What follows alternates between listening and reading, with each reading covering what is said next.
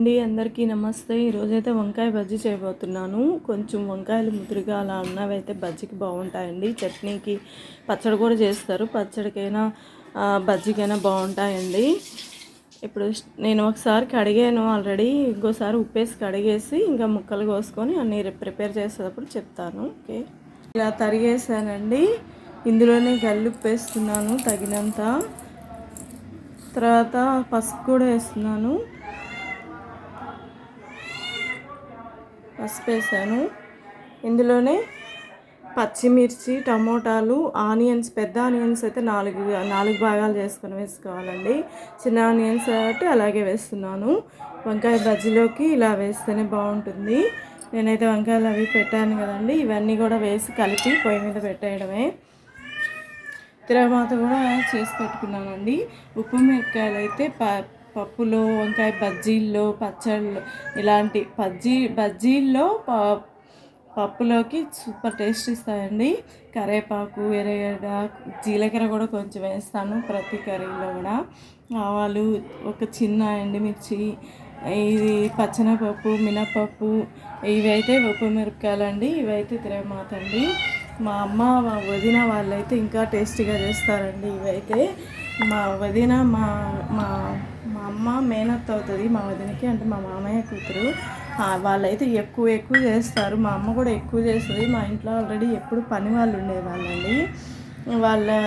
వాళ్ళు ఎప్పుడు కూడా ఎక్కువగా ఎక్కువ చేసేది అమ్మ, బాగా టేస్టీగా చేసేది. మా వదిన కూడా బాగా టేస్టీగా చేస్తారండి నాకంటే కూడా.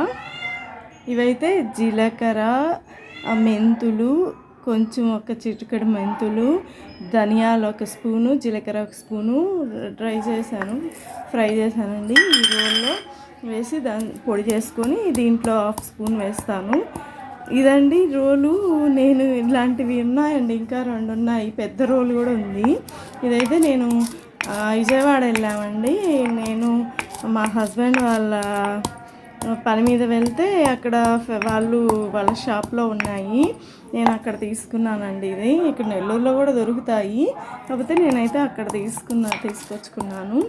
ఒక్కొక్క దానికి ఒక్కొక్క ఫ్లాష్ బ్యాగ్ అండి. ఇదైతే అంటే అక్కడికి వెళ్ళినప్పుడే తెచ్చుకున్నానని చెప్తున్నాను. ఇవన్నీ వేసి పొయ్యి మీద పెట్టేయడమే. ఇంకా మంచి స్మెల్ వస్తుందండి దంచుతుంటేనే.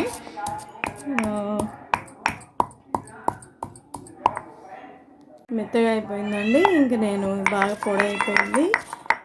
ఇది అంటే చెక్క రోల్ ఉందండి, అదైతే మైసూర్ నుంచి తెచ్చుకున్నాను. ఇదైతే విజయవాడ నుంచి.